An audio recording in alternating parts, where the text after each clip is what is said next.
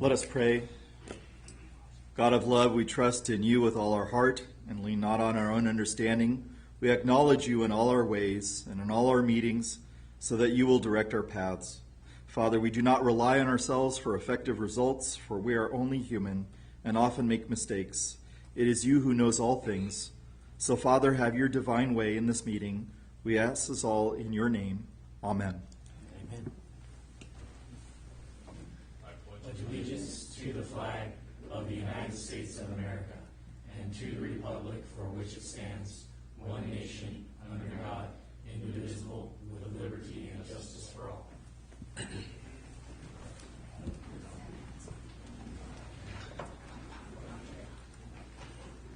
Thank you, Pastor. We'll go ahead and call this meeting to order. First item is a call to order. The second is to approve the agenda. I'm sorry. Can you do a roll call? I apologize. Councilmember Silva? Present. Councilmember Palomar? Here. Councilmember North? Here. Councilmember Smith? Here. Mayor Priscilla Jr.? Here. Item 2 is approve the agenda. Make that motion. Second. All in favor? Aye. Any opposed? Motion passes. Item 3, we have no listed presentations. Item 4 is public comments. This is a time for any citizen to come forward and address the City Council on any issue within its jurisdiction that is not listed in the agenda. A maximum of 5 minutes is allowed for each speaker. Do we have any members from the public that would like to come up and address Council tonight?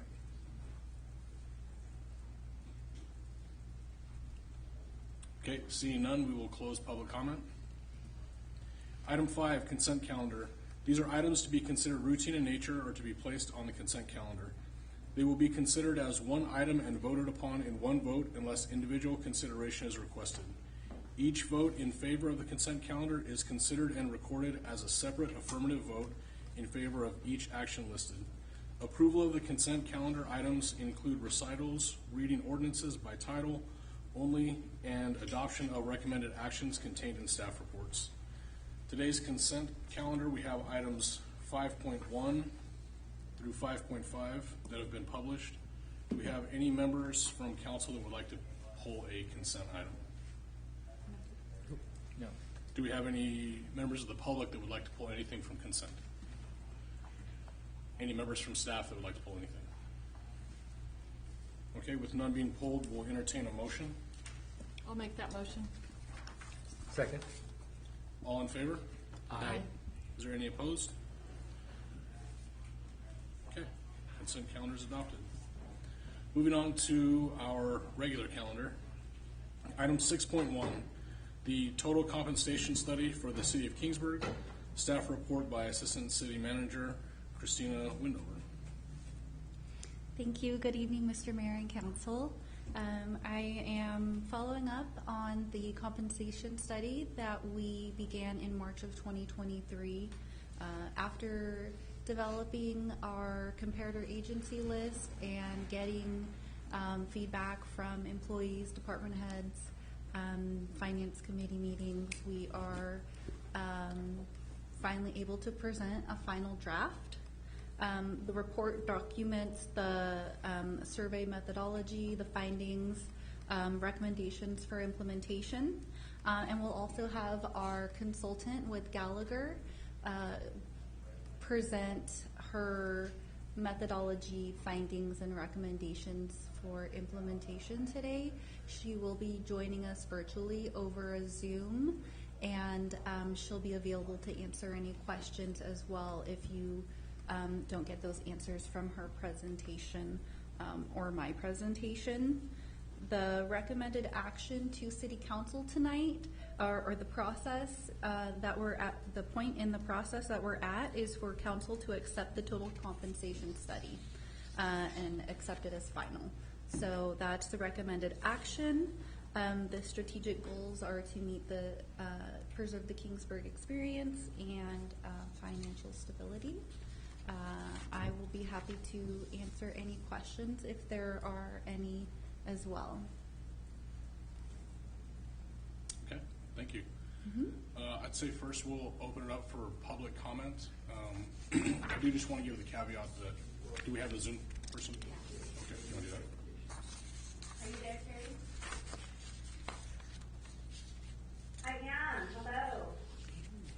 Carrie. Hi, how's everyone today? Good, thank you. I'm sorry, my video, let me change my camera just a moment here. I don't think that I've got there we go. All right. Well, thank you all for inviting me to join you this evening. I do have a brief presentation to walk through and just open it up to questions at that point. It is just an overview of the report that you have been given. And Christina, or whomever, I see you've got the presentation up. Do you want to just go through the slides for me? Yeah, I could do that for you. So if you need me to move forward, just let me know. This is Abby. Sure. Thank you, Abby. Go ahead and move on to the next slide. This is just a very quick overview about us. I think that we've kind of gone through this at some point in the history of this project, but just thought that I would run back through very quickly. I think that you probably knew us as Kaufman Associates as we first came on with this project. We have been, we merged with Gallagher in 2021, so you'll see all of the Gallagher branding now, but we are still the same company and the same consulting. We do specialize in public sector, class and comp work, really the full spectrum of public sector human resources, but class and comp really is the bread and butter, about 75 to 80% of our work. And we do partner with cities, counties, public agencies across the Western region, and really try to use this straightforward, or believe in a straightforward and interactive methodology. So just wanted to remind everyone of who we are in case you were familiar with our old K&A logo. You can go ahead, Abby, thank you. All right, just real quickly, an agenda for this evening. We are kind of just going to walk through the methodology, just a high-level overview of the compensation study. We'll discuss the survey elements, our data collection process, the market findings, and sort of next steps with the compensation structure and strategy development, and then just open it up to questions. Go ahead. So for the compensation study, there are a number of elements that we have to arrive at before we get started with the data collection. The first is the group of comparator agencies that we're going to be using for comparing the city of Kingsburg. We used a number of criteria to evaluate a longer list of agencies than what the ultimate 10 that we were going to land on, so that we could evaluate and look holistically at any potential comparator agencies. We sought input from city stakeholders in terms of which agencies could potentially be a comparator from the perspective of employees and management and leadership. And so using criteria like geographic proximity to your city, number of full-time equivalent employees, general fund expenditures, the population served in terms of the number of the constituents or citizens served. So looking at that overall agency profile and the comparability to the city of Kingsburg in terms of that overall profile. And using that tool, that analysis, we arrived here at this list that you see before you. And I believe that this has been presented at a previous meeting as well. From there, we needed to determine which classifications we would use as benchmark classifications. We do not survey every single one of your classifications. Rather, we're using those classifications that we believe will be most likely found in your labor market and have consistent job qualifications and job duties and overall purpose, so that they are overall comparable to your own classification. And then from there, we use internal relationships to establish recommendations for those classifications that were not used as benchmarks for studying the market. You'll see that we've got 39 friends there. That's because we ultimately landed on 39 benchmark classifications. Go ahead and move on. Next, we are looking at what data we're going to be collecting, and so looking at those data points that are most useful to the city for purposes of comparison in the labor market. Some of these are pretty standard that you would expect in just about any compensation study, and then some we collected some policy data on particular elements that are of special interest to the city currently, to various city stakeholders. So we looked at salary data. Obviously, we're pulling the top of the published salary range for the control point, if there's a control point instead. And whatever that salary was that was published at the time of data collection is what we collected. The data is presented on a monthly basis for consistency purposes. Some of your classifications that we studied are part-time, but we did normalize those to monthly so that we could make an apples-to-apples comparison across the market and be consistent with that. Then we looked at retirement. We collected the PERS Classic tier, which included special enhancements like if there are any employer-paid member contribution, if there's a single highest year enhancement, the enhancement of a richer formula than the baseline 2 at 62, and each of those enhancements have a value attached to it that's based on PERS actuarial data, and so we collect all of that information and report that out, as well as Social Security. Deferred compensation, we looked at insurances, which included medical, vision, and dental. We looked at leave, so vacation and administrative leave. We did not use sick leave since that's usage-based and doesn't necessarily have a value outside of that. And auto allowance, if there's any kind of auto allowance benefit for any of the benchmarks. We'll go ahead and move on to the next one. And then for the policy information, so the previous slide outlines those benefits elements which comprise the total comp roll-up, or the calculation that we use for providing the dollar amount of what the benefits package is worth. And then we provided separate that policy information, so we provided narrative around assignment pay, certification pay, education incentives for degrees, tuition reimbursement, and uniform allowance.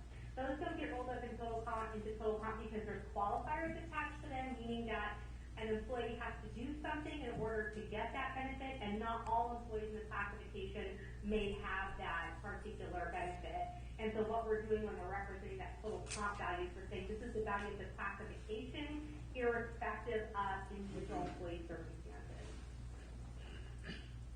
All right, so when we're collecting our data, we are looking at a number of different sources. We start with the job descriptions or the classification descriptions as our main source of information.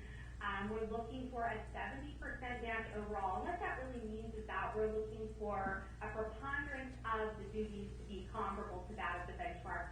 Understanding that differences in the way organizations are structured can result in differences in sort of the more peripheral or ancillary duties performed by a classification. But if overall the classification is similar, has a similar purpose and objective and reason for existing within its respective agency, then we would make that match.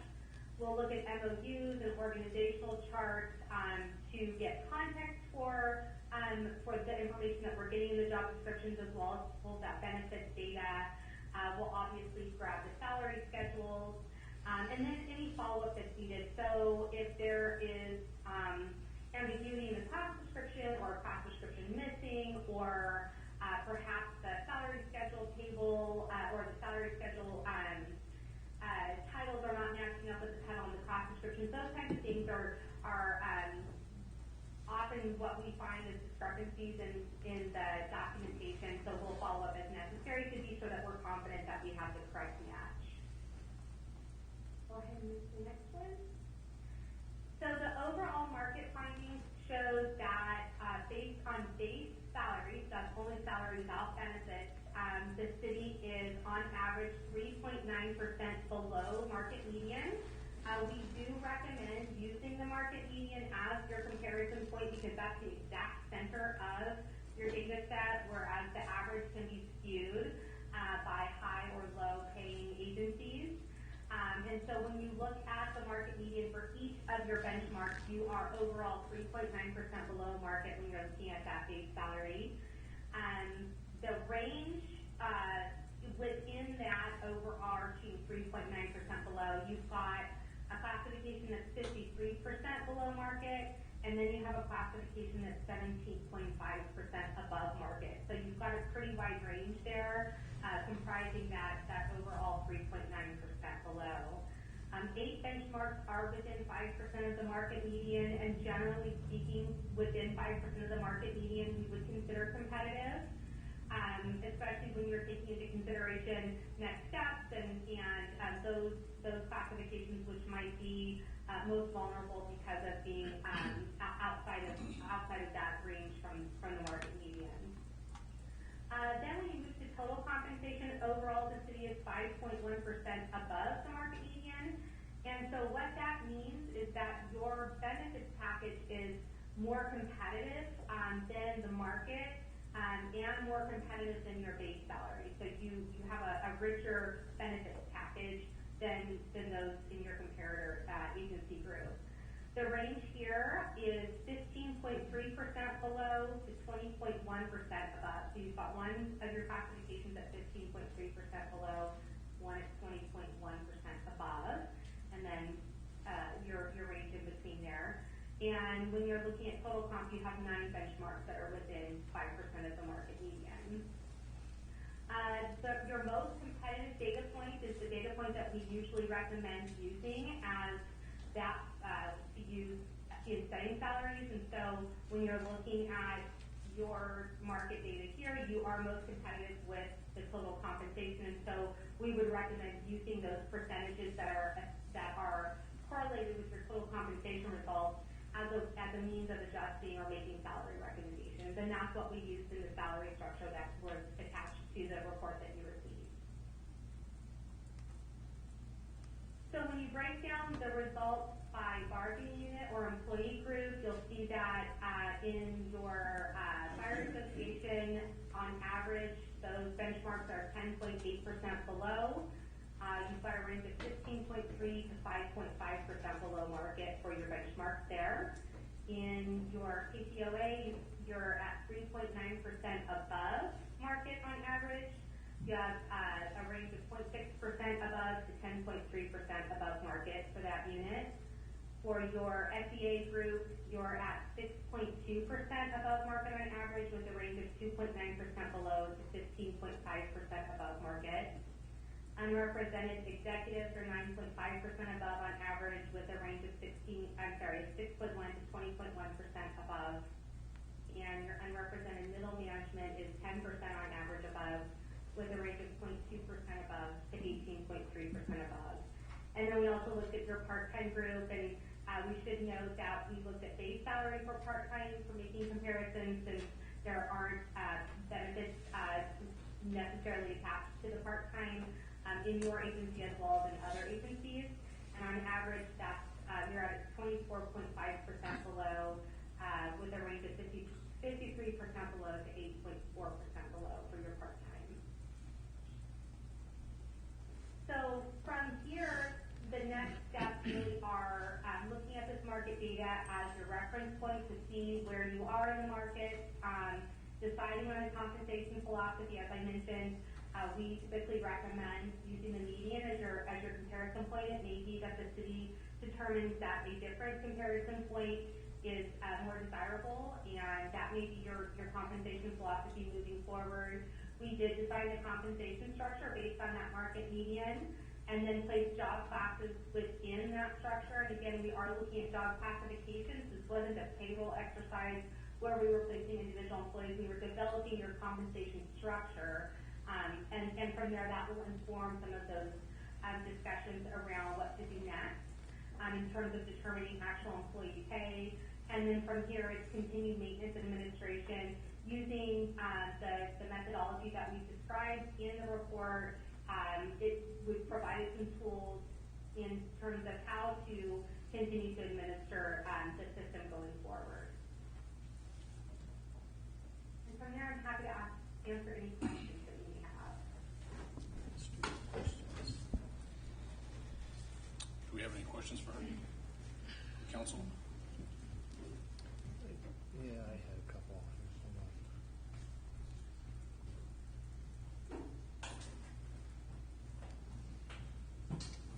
Do you have questions? Yeah. Sorry.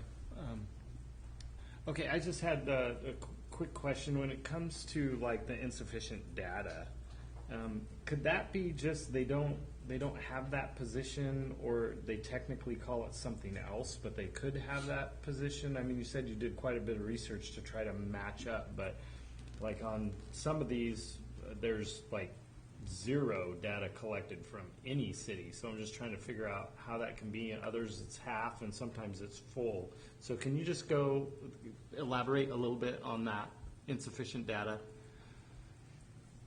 Sure. So we look at the way the work is described in the description. So job titles can be a hint at where the comparable data is, but certainly we do not match based on title. We're looking at those job descriptions, and so we're looking at the work that's described and ensuring that it is overall a match to yours, understanding that there's going to be some differences. We're doing a whole position analysis, and so we're looking at things like duties performed, are there any kind of supervisory responsibilities attached to the classification? Do those match up? So we wouldn't want to necessarily match a supervisor benchmark to a non-supervisor classification. We're looking at responsibility for decision-making, the kind of supervision received, minimum qualifications required. And so we're looking at all of those factors and making that comparison and looking for an overall match. What happens with some classifications, usually most of our benchmarks we select are based on believing that those are going to be the ones that are most consistently found in your market, with the exception that if there are classifications that are somewhat unique within your own system, such that developing an internal relationship might be a little bit difficult. There's not a natural relationship. For instance, a maintenance worker 1 and a maintenance worker 2, those are obviously naturally related to one another, and developing a salary relationship between those two that's an organic relationship. For others that are standalone and more unique, we seek to get data to help inform those recommendations, even if we think that we may not find a great match, we may not have a great data set.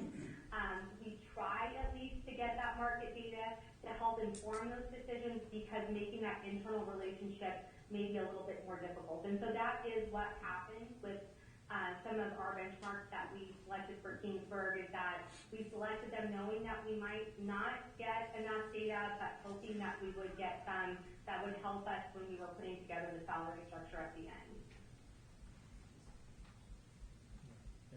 Okay. Thank you. Does that help? Yes, ma'am. Thank you. Mm-hmm. Do you have any other questions? No, I'm good. Karen? Any questions from the public for her? No? Okay. Well, thank you, ma'am. Appreciate it.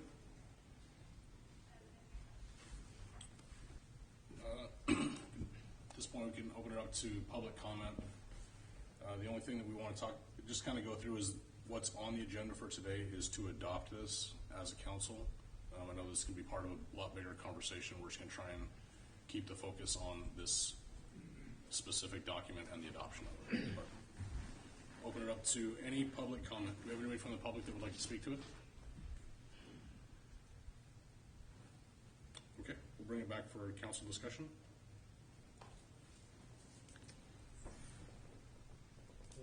I just have a question. It's for staff, I believe. The medical, dental, and vision is that through CalPERS? No.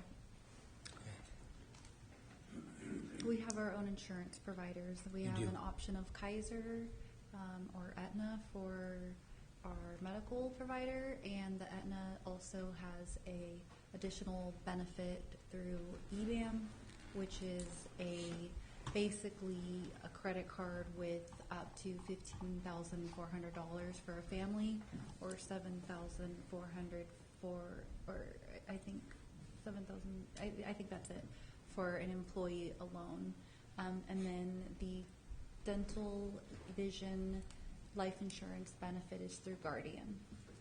Okay, great. Thank you. That's the question I had. I just have a comment. I mean, I think there's an incredible amount of data in this, even though there is some insufficient data, right? And so it's kind of why I asked that question. It's like, okay, we've got aquatics instructor, it's a part-time job, but there's literally nothing on here from any other cities. So it's hard to quantify, that position and how much is that, are we overpaying, underpaying? But that notwithstanding, I think the document is good. Quite honestly, in the private sector, I wish I could have this on all my competitors so we could know what they're paying all their people. But, we don't live in that world in the private sector. So it's good data, and I think it gets us, it gives me personally more information than I had before, and that's a good thing, because with information, I think we can all make a nice educated decision and do the right thing. So that's all my comments. Any other council comments? I'm happy that we finally have this in our hands because now we can move forward in fixing it. No, I would like to say thank you, Christina, for all the work that you've done. This is interesting. It's useful. It was a good call to. It was a good call to do this, and I do think it should be done periodically. Thank you. I have just a couple of questions on some of these that we see the bigger differences in. I'm just curious how many personnel we have specifically. I know that's kind of putting you on the spot. If you don't know, maybe the fire guys can help us. The specific classifications of engineer EMT, how many do we have that are currently employed with the city that would be in that criteria? Would you like me to? Sure. If you have the answer, we'll take it from Currently, you. our engineers are all paramedics.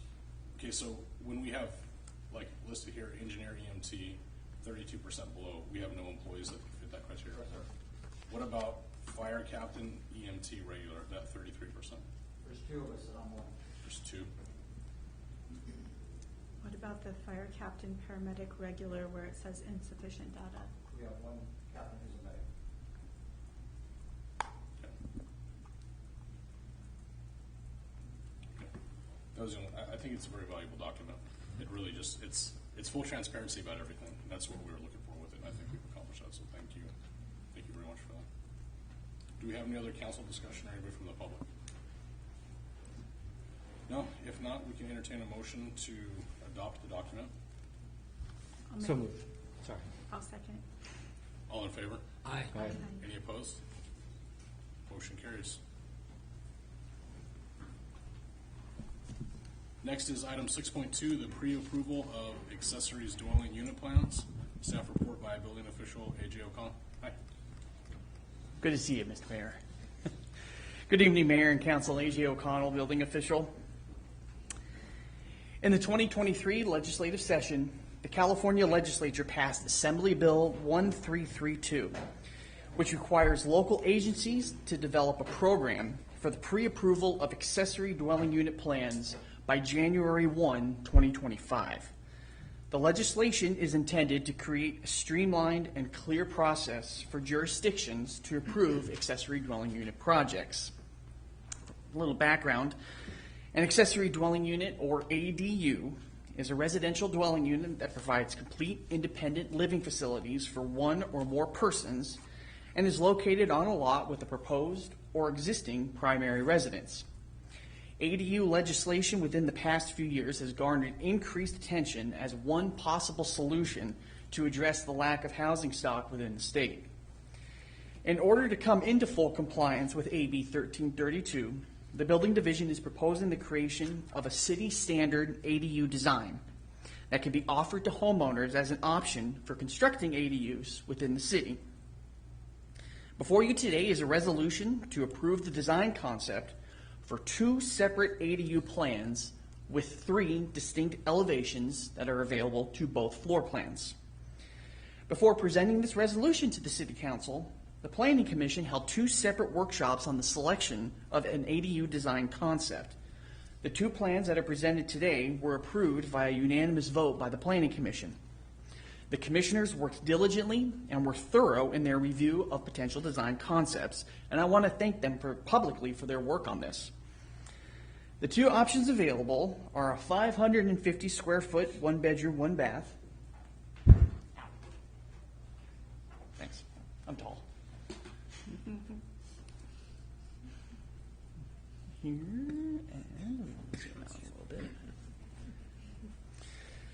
A 550 square foot, 1 bedroom and 1 bath, and a 775 square foot, 2 bedroom and 1 bath. Each one of these floor plans may be built using one of the 3 provided elevations. I'm going to zoom out here a little bit.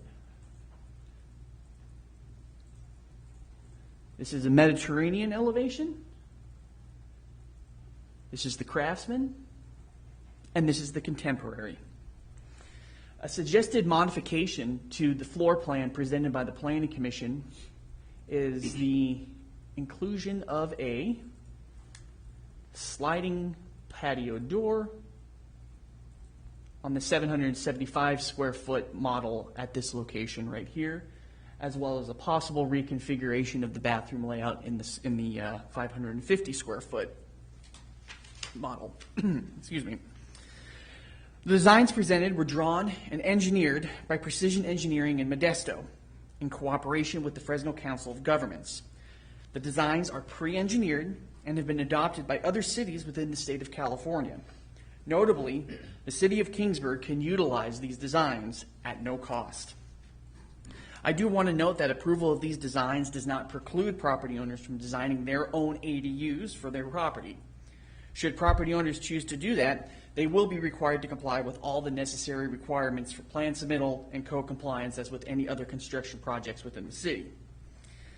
Upon council approval, city staff will formally receive the design plans and construction documents from Precision Engineering.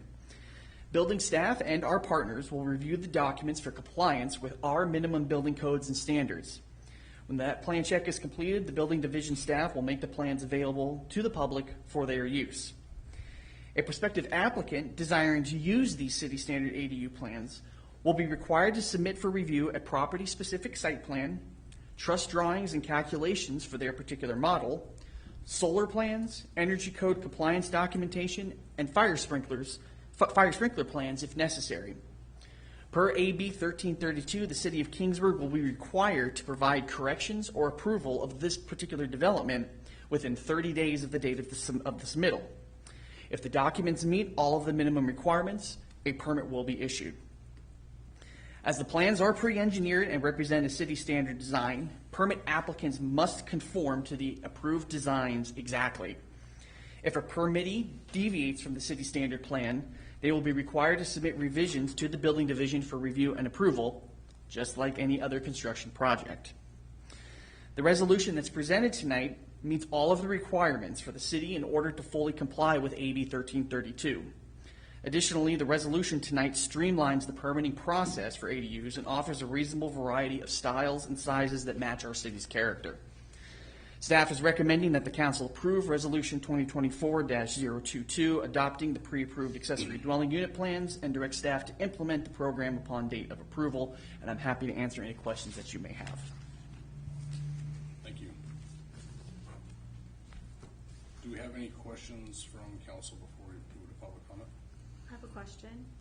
So having these plans already available for our citizens, how much money does that save them?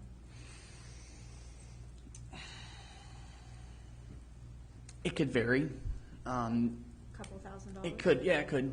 There's a bunch of architects, draftspeople out there that can draw up ADU plans. The state actually relaxed the requirements for who can design an ADU plan. It used to just be a licensed design professional engineer. They relaxed that significantly, so that in itself lowered the cost. But because these are pre-engineered, they would, as part of the utilization of the standard plans, they would receive foundation plans, structural plans, roof plans, electrical plans.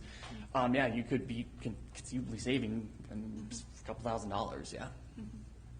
It's good for our citizens. Thank you. AJ, would citizens be able to amend that plan in any way? Like, for example, like if they wanted to add skylights, could they, excuse me, could they in theory, add skylights to one of these plans, or is it like, since it's a prefab type of scenario, it wouldn't apply? The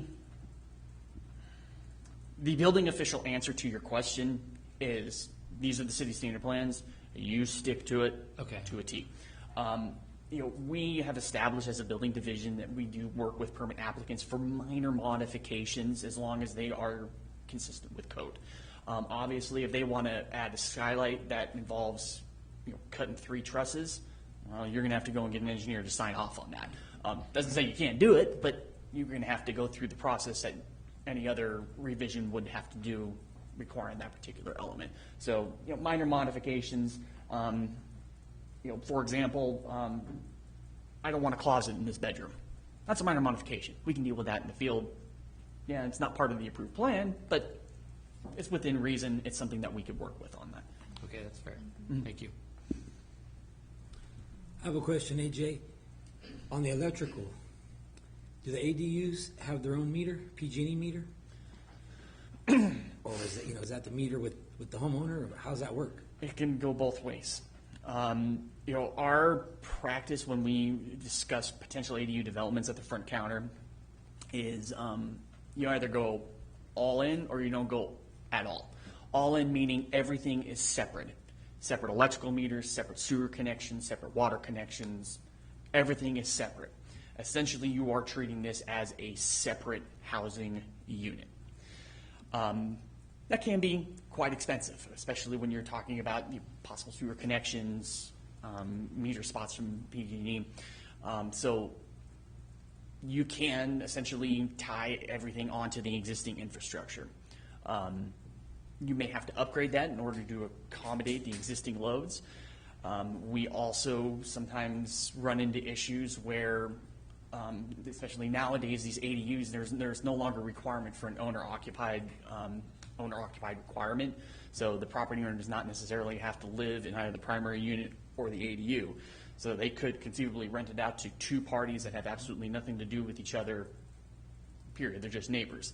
Well, if you have one sewer line and it breaks in the middle of the night, who's responsible for it? That's a good question. The laws that have come down from the state of California don't quite address that. And I can tell you that this is definitely a point of contention with building officials around the state of California about this, because these are problems that we see out in the field. Luckily, knock on wood, we haven't seen anything like that here in Kingsburg per se. But when I speak with people at the counter, I always highly recommend, even though we can't require, building code doesn't require it, separately meter everything. So that way, if you want to rent it out to somebody that you're not familiar with, it's all their problem if they stop paying the electric bill, right? For example. We don't have an ADU ordinance here in the city of Kingsburg that can mandate that. I know some cities have entertained that. Any sort of ADU ordinances, though, do have to be reviewed by the state, and I'm not really sure what the disposition of those have been. It's a good practice. It really is. Could be a problem. Last year, we permitted 3 ADUs, 2 of which were garage conversions. These are detached ADUs. The third that we permitted was a detached ADU. And it is in an older part of town. For the sake of our deliberations, I'm not going to present the address, but they poured the foundation, they framed it up vertical, put a roof on it and everything, and they said, all right, well, we need to connect to the sewer line. Well, it's in an older part of town where the sewers actually run through the backyard to the sewer main in the alley. Well, they started digging around. They found out that they actually built right on top of the sewer lateral from the main house. So they called us for an inspection, and the contractor, I do have to admire his gumption. He said, well, can you approve this? And I said, well, what if this sewer line breaks? Because you're going to now have to essentially drill a hole in the middle of somebody's living room to be able to fix it. So we were able to essentially get around that by rerouting the sewer line around the ADU and then having a separate connection. These are issues that we see out in the field. They aren't always addressed, up in Sacramento when these mandates come down. But we try and make it work. Okay, next question. What about parking? So one of the requirements that we would mandate in order for us to be able to present the city standard plan would be a site-specific site plan. And the site plan would have to reflect, okay, what is the existing parking requirements?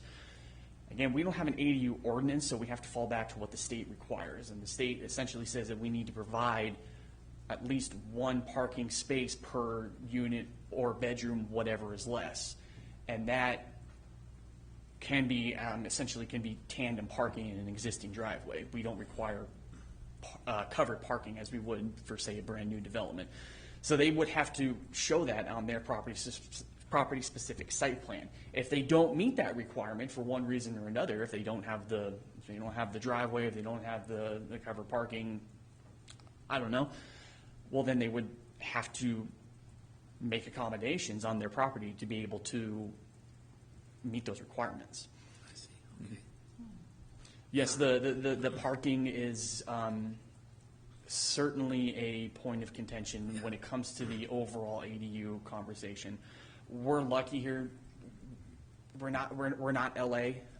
LA, that's all they're doing right now. You speak to building officials and plans examiners in LA, it's just they have actually dedicated inspectors that do nothing but ADUs. And yeah, they're already parking constrained, and now they're essentially doubling their housing stock in a number of different areas. So, as I said, this isn't really a big development. It's not really a big point of development within the city. We permitted 3 last year, and of those 3, they're able to accommodate the parking on their existing infrastructure, their existing driveways, existing garages, carports. But that would be something that they would have to represent on the site-specific site plan that they would give to us before we would release the plans, before we would release the permit. Okay, thank you. Other questions? Yeah, how much room is needed? I mean, I'm just thinking of my property lines, how much, is it, will this fit in with our lot sizes? Are most homeowners going to be able to accommodate something like this? I mean, how big would it be? I think that, it's dependent on the respective properties. I think that, a general rule of thumb, I believe that our minimum lot size for a brand new lot is 7,000 square feet, and then, we have all the lot coverage requirements. You start running into this issue with the discretionary, lot coverage for the ADUs, and I'm going to be honest with you, I'm not 100% sure as to what those requirements are. That's why we require that site-specific site plan. Okay, show us before you put shovels in the ground, pour concrete. Show us what you're wanting to do first, and then that way, what we can do is then we could actually open up the state law, and we could say, okay, yeah, this is where it conforms. I can tell you that what I do know is, like, for example, a side yard setback. If you wanted to come and just build, say, an accessory structure, you want to build a garage in the city of Kingsburg, our development code requires a minimum of, at least in residential zoning, of course, requires a minimum 5-foot side yard setback. So you have to be 5 feet from the side property line. That's pretty standard. Every city that I know about that I've ever worked in has a 5-foot setback. The state says that if you have an ADU, you have a 4-foot setback. So if somebody were to come in with their site-specific plan and say, I want to build this 4 feet from my side property line, we would have to oblige that because we don't have an ADU ordinance that mandates that. We have to go back to what the state says. The catch-22 is that, okay, if you want to put it 4 feet from your property line, you have some building code requirements now that you're going to have to fulfill. The 5 feet is on purpose. Fire separation, fire sprinklers. You go 4 feet, that's the ballgame. You start having to fire rate walls, fire sprinkler structures. You have to start counting your openings, penetrations. Thank you. Just a question. If someone builds this in their backyard, let's say, and they determine that they're going to put a separate electrical panel, separate sewer, separate everything, are they going to have a separate address or a half address? They would be required to have a separate address. We've been directed from the post office to actually not assign half addresses anymore. So everything's now a whole number. It's the guidance from the post office. But in order for them to be able to have separate utilities, they would have to have a separate address. I was just, with people responding for medical aids and stuff like that, I didn't want them to go up to the front door and then realize they have to go to the back door. And this is an interesting, you bring up a very interesting point, because you have building code requirements that say you have to have an address that's visible from the street. We don't want the fire department to be circling around in the alley and everything. So people have gotten creative on how they essentially address these structures within the backyard.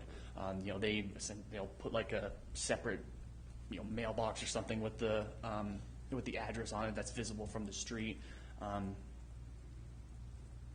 Very clearly, this is the opening, to be able to access the backyard. And luckily here in Kingsburg, we do have a requirement that addresses are put on the rear fences facing the alley, because a lot of times our fire department, when we respond, we go in the front and we go in the back. So that's why we, especially on like new construction, we do require addresses in the front and in the back. Speaking of the alleys, is the setbacks the same in the alley? How far from the alley do these need to be? Is it the same 5-foot property line, or is it? Sorry if that's a bad question. I'm going to look at our planning director on this one. I'm just wondering if they're going to be able to push these structures all the way back against the alley fences is my concern. Sure they are. About 5-6 feet, yeah.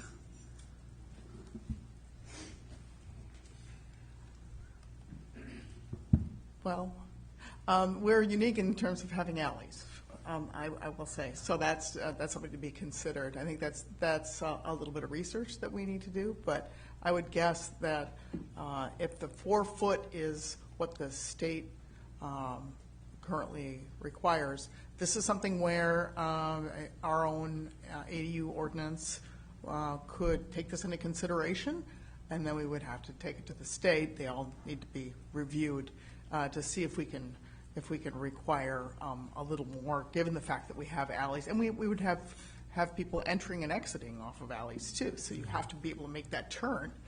It's going to get very constrained if it's 4 feet would be my guess. And so not every property might fit this particular requirement. So that's to be determined. That's not exactly your answer, but I think 4 feet would be tight, just given our unique alley requirement and how we believed people would use that to access properties. So. I know we're asking you a lot of ADU questions, and we already have ADUs in the city. My understanding is this is really just to streamline a specific type of ADU. Yes, every city and county in California is required to have these plans available. And some of them are quite elaborate. Some are very bare bones, but it really is meant to assist the citizens in saving those couple $1,000s at least to get something ready and up and to be able to shop it around to contractors to see what they're really talking about in terms of investments. So the only last thing I have is this is obviously a state requirement. We're going to need to have something in place. But would it be possible for us to approve this today with an effective date of January 1st of 25? Or does it have to be approved and implemented today?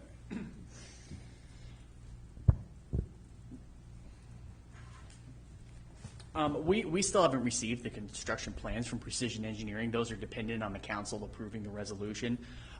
It's going to take a minimum of 90 days for us to do the plan review. I'm going to do a plan review. We have 2 plan check consultant third parties that are going to do a plan review. I'm also going to have my colleague in the city of Reedley do the plan review as well. They're essentially going to adopt a resolution saying, yeah, we're just going to accept whatever Kingsburg did. So you're. That's a good way to do it. Yeah. Yeah, we're trendsetters. So that's going to be a minimum of 90 days. I'm just with our staffing capabilities. I'm going on vacation in September and October. We're not going to be implementing a brand new ADU plan when I'm on vacation, hiking the Trans-Catalina Trail, and then we're going to be in the holidays. People are going to be gone and everything. So we'll have it ready by January 1, 2025. But even with all of that, we're going to be pushing it just with our timeline. We won't release it until we're good and ready, and I'm sure there's going to be some comments that are going to be back and forth. This is our plan. We want to make sure that it's good, that it meets all the minimum standards. We're going to have a bunch of very, very qualified people reviewing it. Yeah, that takes time. Those are all the questions I have. Any other When is the deadline to submit it? Submit. deadline for approval shows January? Yes, we have to have the program in place by January 1. Of Next year. Okay. Next year. Yeah. Mhm. I didn't see that. Okay, thank you. Any other questions from council, staff, or public? Public comment? Come on. I have a question. You have to come up here and state your name for the record. Chris Peterson, and yes, I live in town. Oh, yeah, right here, I see it. I have a question. Is solar allowed on the rooftop of these ADUs? Solar panels? Yes? Yes? Okay. Yes. Okay. The other thing is, I realize not all ADUs would be for elderly or aging parents, but I think many of them might be, and also considering the population of this town, high elderly.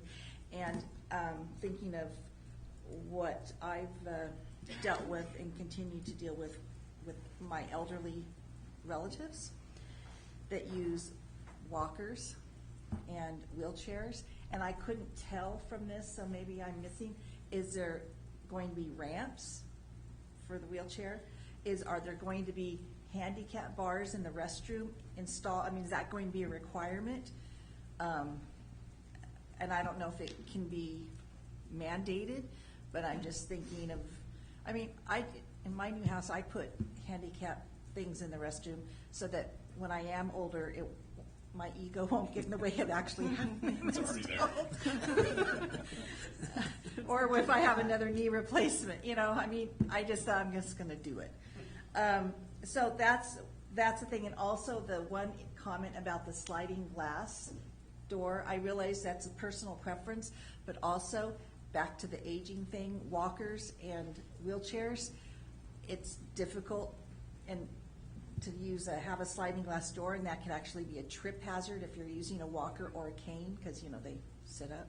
And so I don't know if any of these things can be mandated or if it's been considered, but that's something that comes to mind. So AJ, can you answer if with the sliding door, if you were to change that sliding door to a French door, let's say, how much of a delay is that going to cause in this process for somebody? Because I think these are just kind of like base foundations and modifications can be made. Is that correct? Yeah, it would be a modification that would be available. You would just have to indicate at the time of a plan submittal, the time of permit issuance, and we would just verify it out in the field. So how much of a delay would we be talking about for something None. like that? None. It would be a pre-approved engineered option that would be available. Handicap rails, things like that. Are we talking? These are covered under the residential code because they're 1 and 2 family residences, so they aren't required to meet the same accessibility requirements that a commercial establishment would. However, as part of the code change that the council adopted, the California Building Standards Commission recognized that we need to have aging in place provisions that are in new construction. We have an aging population, aging demographic, et cetera.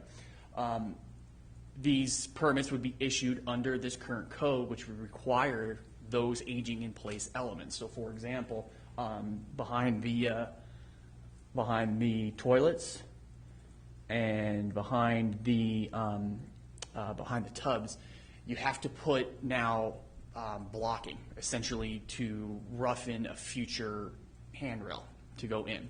And that's required to be noted on the permit. And if you're intending to, say, sell the property, you have to indicate that in a letter that's then attached with all of the escrow documents. It is a code requirement, and we've actually written correction notices here in the city for violations of that they have to put that in. So I believe it's behind toilets and behind tubs, and then you also have to have a minimum 3-foot wide door going into a restroom. Really, it boils down to being able to access into a restroom.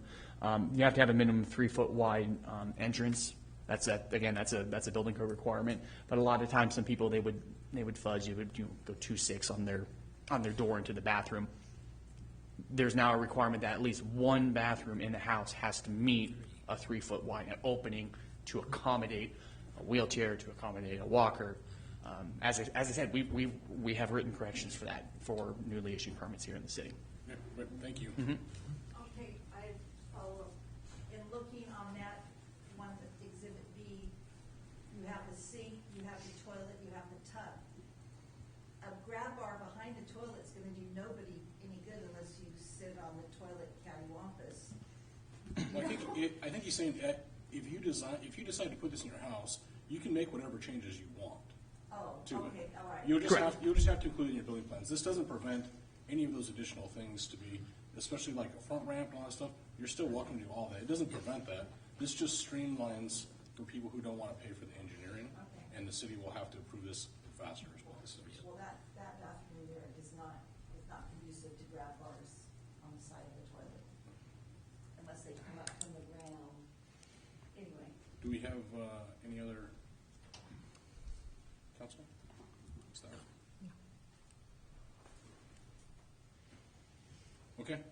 If there's no more, you're welcome. If there's no more discussion, entertain a motion. I'll make that motion. I'll second. All in favor? Aye. Any opposed? 6.2 carries. Thank you. Thank you. Thank you, AJ. Thanks Thank for you, answering AJ. all the questions. Yeah. Next up is item 6.3, the crime statistics report for January through March of '24 for the police department. Good evening, Mayor Purcell and members of the council. Good to be with you again. Just let me cover a couple of format things. So I had this face sheet changed from, used to say part 1 crimes up 3, down 6, whatever it was. Same with the rest of them, plus, minus, whatever. So now it's just a quick overview, bullet point, how many there are, and pretty much the same information, except I had Karina add online reports. We bought some software last year and got it going late last year for online reporting. We used to hand out a piece of paper, literally, with some format on it, or we had an online fillable PDF, but this is much more interactive, so I wanted to start tracking that. So that showed up on there. The other thing, if you look on the next page, all the numbers down at the bottom, on app subscribers, March, that went to 0 because I discontinued the app we had. It wasn't supported, and I really wasn't getting the customer service I thought we should have been getting on that one, so I discontinued that, and I'll be looking for a replacement. One final thing, and Abby, could you scroll to this? That one right there. You see how the lines drop off in April? There's a button that you click or unclick, I can't remember which, but Corey forgot to do that, so it should just end blank. Then it'll drop off in April. So with that explanation, I'm going to give you some rapid fire bullet points on what has happened over the last 3 months. Please feel free to interrupt me if you have any questions or need any more detail if I have that. January, we conducted an enforcement stop. We discovered 19 victims of mail theft. 4 males were arrested, and 2 juveniles were also discovered on enforcement stop. They were from Porterville, arrested for vehicle theft. One of those juveniles had a relative here in Kingsburg, and they'd been stealing vehicles to go to and from Kingsburg and Porterville, so we put a stop to that for a moment. We also had 4 commercial burglaries at 99 the Sierra about the same time, broken windows, 4 stores. Cash and lottery tickets were stolen. Detectives have served search warrants on some suspects, but those crimes are still under investigation, so that is ongoing. February, another enforcement stop. Short pursuit into Tulare County. 2 female suspects abandoned the vehicle in an orchard. Sheriff's Office helicopter helped us out, located them, and we arrested them for warrants, narcotics possession, and we're still working. We haven't figured out the owner of the vehicle, so it may be a possible stolen vehicle. That case is still under investigation. A vehicle check occurred in February at a convenience store. We had Romanian nationals claiming to be tourists and out of gas. CHP stopped them prior at another location where they were being tourists and out of gas. Only ID was they had some fake passports. We also learned of other reports from other agencies around the Central Valley. Same crew selling jewelry. No crimes that we discovered. No Kingsburg victims, and they were encouraged to go be tourists elsewhere. Detectives, a detective was testifying in open court. This is kind of funny. Anyway, it's Detective Gagnon. He was testifying in open court on a sexual molestation case. During the testimony, the defendant just yelled out that he wanted to plead guilty. So the court let him. He's now facing up to 3 years in custody and 20 years as a registrant. He still has yet to be sentenced. In March, we had, in the first couple of weeks, we had some mail thefts out of community mailboxes. No forced entry. We figure a key was used or the lock was otherwise overcome. Without force, the postmaster was notified, and tax rebate season, people stealing checks, pretty common. Other jurisdictions have experienced the same. We got an ICAC tip on a Kingsburg resident who reported that his daughter was talking to somebody in an adult male in Los Angeles area, and he got her to send nude photos. So we're working with LA ICAC to identify that male, and that's an ongoing investigation. A little unusual, in March we had 2 semi-trucks with trailers stolen in one night, different locations. GPS tracker was disabled on one, so somebody knew what they were doing, and one was tracked to another location in Fresno County, and that suspect was taken into custody. The second truck was abandoned in Tulare County, and the suspects are still outstanding. So I want to point out one more thing, if I can get into the guts of the report on a bar graph, which I'm pretty happy about. Can you use that one? Thanks, Abby. So if you take a look at that, I've mentioned this before. The blue graph represents officer-initiated activity or calls for service, and the red graph, citizen-initiated activity or calls for service. There's been a few times when that blue bar graph has been higher than the red bar graph, or it's been about even, a little more, a little less. That's a pretty significant increase, and that is where we get in front of crime. So, I'll go back to the enforcement stop that turned into a pursuit in February. Those 2 females were here to commit crime, plain and simple, and that was interdicted by an officer who was out there doing what he needed to do and got in front of crime. So I'm encouraged by that, and I hope to see that trend continue. So thank you, Abby. All right, some other stuff. 2 police recruits are in the police academy. They're scheduled to graduate June 28th. We did have a resignation that will take effect at the end of this week, so that created a vacancy. We also are accepting applications for a sergeant and a lieutenant position. We're recruiting both internally and externally on that. Sergeant Forlines and Detective Skip Swain from the Sheriff's Office conducted a kind of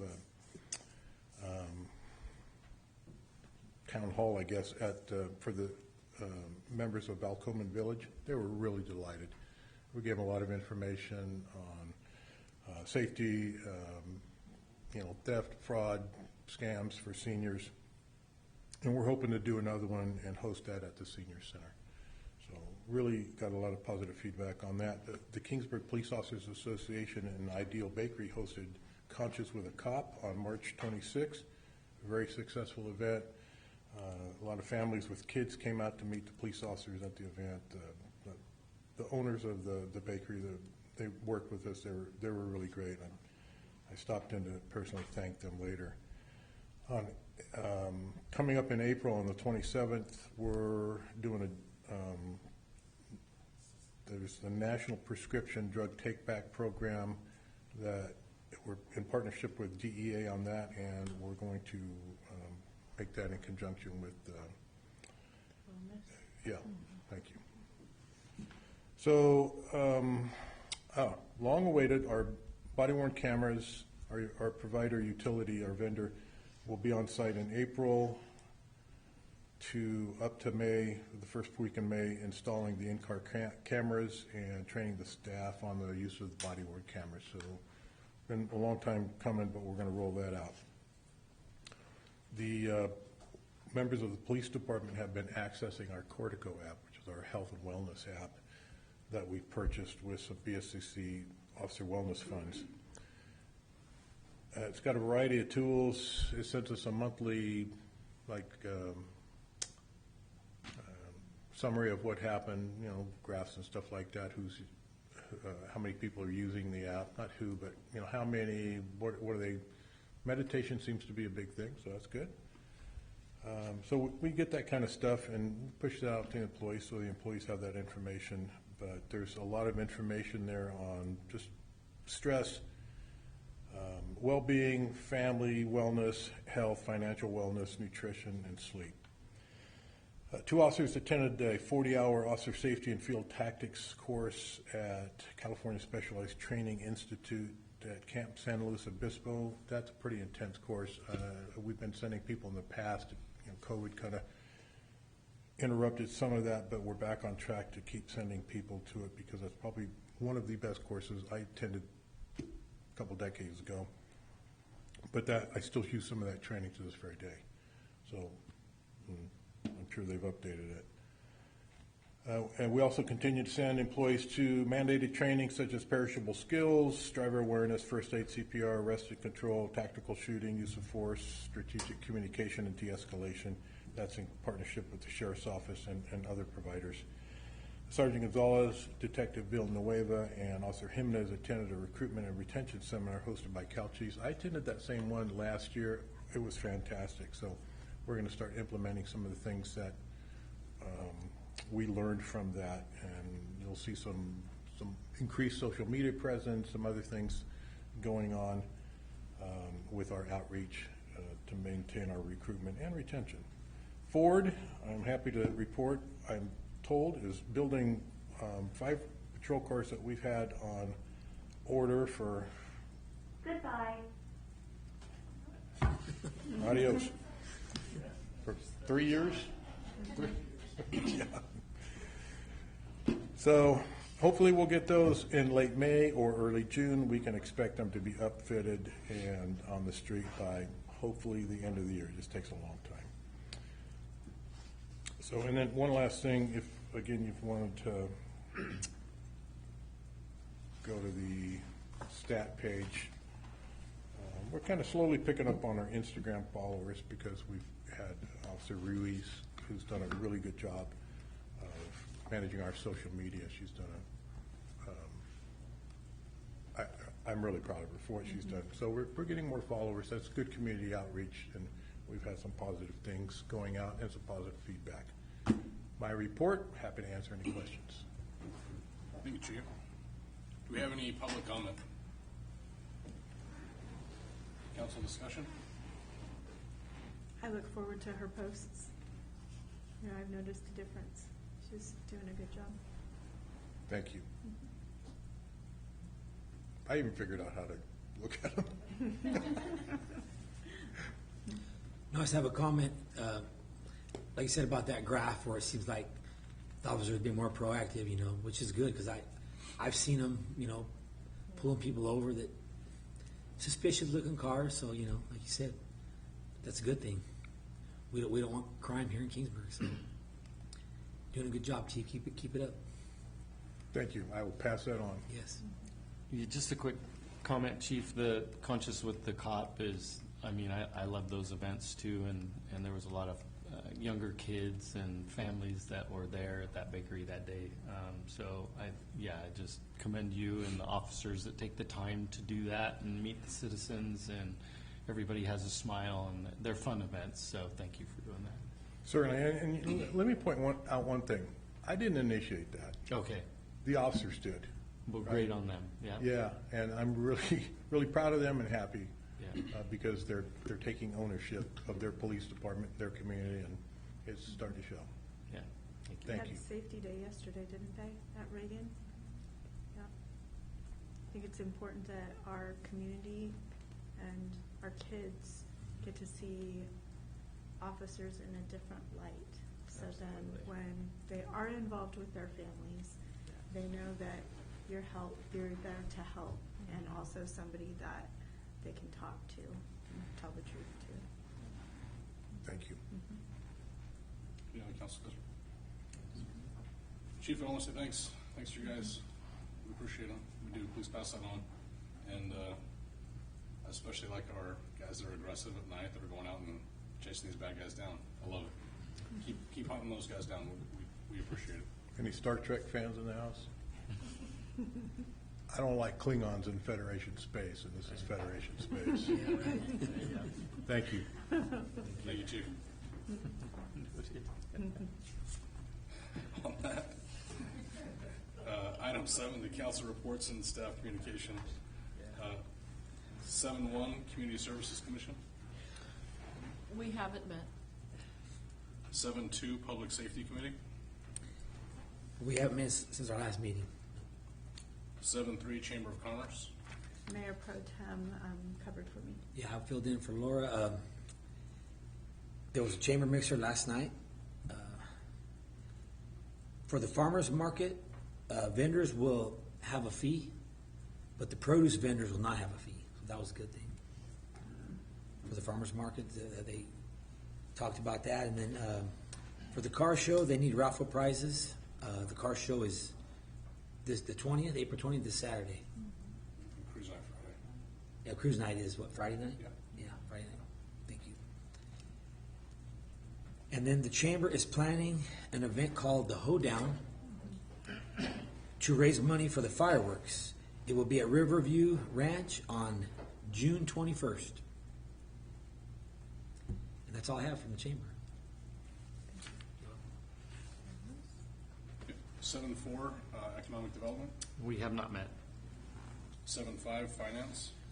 We have not met. 7-6, Planning Commission. No, have not met. Meeting was canceled. Have not met. 7-7, SKGSA. We did meet on 410, and just a couple of things to report there. They did present a draft budget, so the final budget will be approved hopefully at next month's meeting. All the cities have paid their dues, so that's good. So that is good. All the income is there. So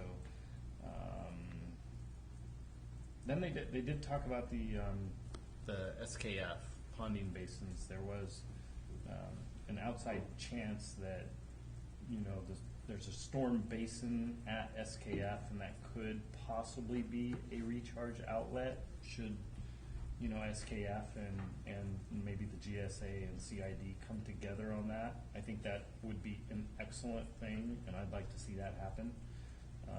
So we'll continue to work on it on the GSA side and see where that goes.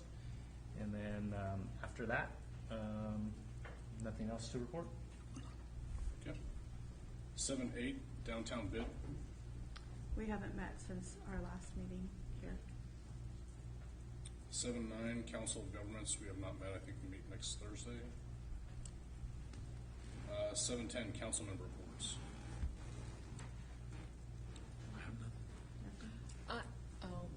give an update. We've got the Weekend of Wellness coming up, and as Chief Dadian mentioned, they're partnering and having a drug take back that's going to be held in the Circle Drive at the high school on that Saturday. It's April 27th.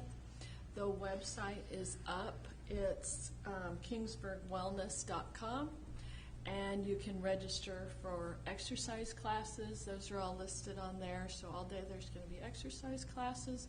There's going to be workshops. There's going to be information booths. Adventist Health is going to be out doing medical screenings.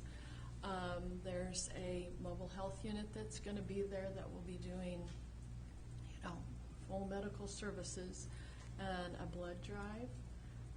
The pickleball tournament, the website is up for that, where you can sign up to play pickleball at Rayford Johnson on Saturday. So hopefully, I look forward to seeing you all out there. It's a farmer's market too, isn't it? Farmers market and food trucks. Yes. So it'll be 10 to, I believe, 3 on April 27th at Memorial Park. Thanks to the hospital district. I know they were a big contributor to that too. They came up in that meeting. So. Right, so under council member reports, I had a couple. Kingsburg Healthcare District was one of them. Adam Castaneda gave a report on the senior center hot lunch grant proposal that could be potentially coming their way. So he laid out, since he's going to be absent during that grant cycle proposal, he laid out what it looked like to them, and they were able to ask questions. Adam gave them, I thought, an incredible amount of detail, and hopefully that should be somewhat relatively smooth when they do submit the actual grant. So they also the introduction to interim fire chief Banaski. Banaski gave a nice presentation, introduced himself, and so that went well. And then I had to step away to the South Kings GSA meeting, and so I asked Brandon if he would fill in. So the balance of the meeting, Brandon, thank you for filling in. I think that was the health and wellness. So you could comment to that. And yeah, they just seem to be big supporters of it. I know they've committed to it financially, and their staff's worked real hard on it. So just real appreciative that they were able to get involved in that. Yeah, it seems like that's going to be an amazing event. I did go to the Chamber Mixer, which was at 559 Honey. For any of you that don't know, 559 Honey is just out on Academy. It's amazing honey. They are a chamber member. It was well attended. There was 30 plus people there when I was there, and I didn't stay the whole duration, but they had food. And these mixers are fun events. You can really understand people's businesses more intimately because they're there. They answer questions, and so that was good. And then I did go to the car show committee meeting Tuesday night. I believe it was Tuesday night. And I thought that they have that dialed in. I mean, they are really ready for a big event because they were saying that at that time there was over 200 cars that had signed up, which was the most pre-registers that they have. Normally people show up day of, and so they've already had more people sign up. So I think everybody's ready to get out and really have an amazing event. The vendors the street eats will be there. There'll be other craft vendors. The gates open. They say the gates open at 7, but if there's enough cars, they don't want the streets to get backed up, so they may open just a touch earlier. They'll see how that goes based on how many people show up. But I think it's going to be really, really busy down here on Saturday. That's my feeling. So that's my hope too. So that's all I had to report. I was going to say the senior center is there a pancake breakfast on Saturday morning. I'll mention that. Pancake breakfast starts at what, 8? I think 7 or 8. Yes. Anyway, Saturday morning from like 6 to 10 or something at the senior center. So get your pancakes. Support the seniors. Yeah. That's all I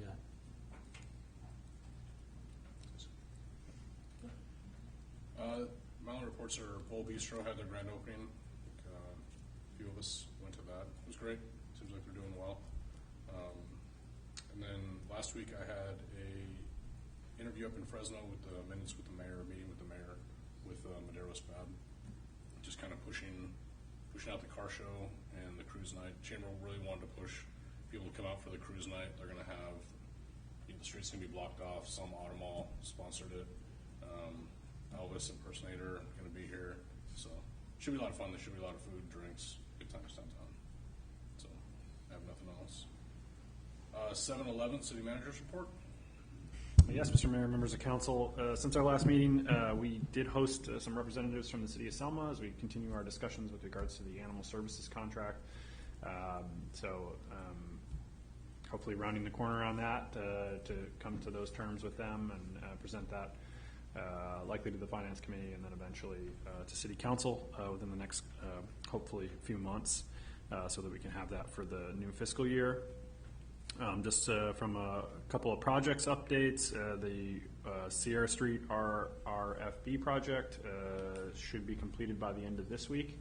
So they were out today, and they're continuing to clear some obstructions. I will say there will be a couple. If you get calls, there are a couple of PG&E power poles that we are aware of. We have been aware of for a very long time. We have applications in, but this project has been several years in the making, and we figured that having those up and working in both directions was better alternative than having to wait for PG&E to move their poles. But that's a lot of coordination with Caltrans and other folks. So looking forward to seeing that completed. We do have several projects out for bid right now, which include our improvements at the parks. Replacing the surfacing, the new restrooms at Memorial Park.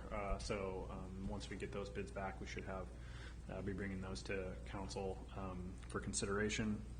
And then we have received conditional HCD housing community development approval of our housing element. So we've gotten that letter. So ultimately that will have to come to the Planning Commission and Council. I think we're looking at trying to do a joint meeting in June so that both parties can review it at once and then potentially be approved so that we can cross that off our to-do list. So that concludes my report. Thank you. For future agenda items, we have none listed. And item 9.1 is a closed session conference with the real property negotiators. So we will adjourn this meeting and go into closed session. Thank you, AJ. Thanks, buddy. Appreciate it. Thanks, AJ.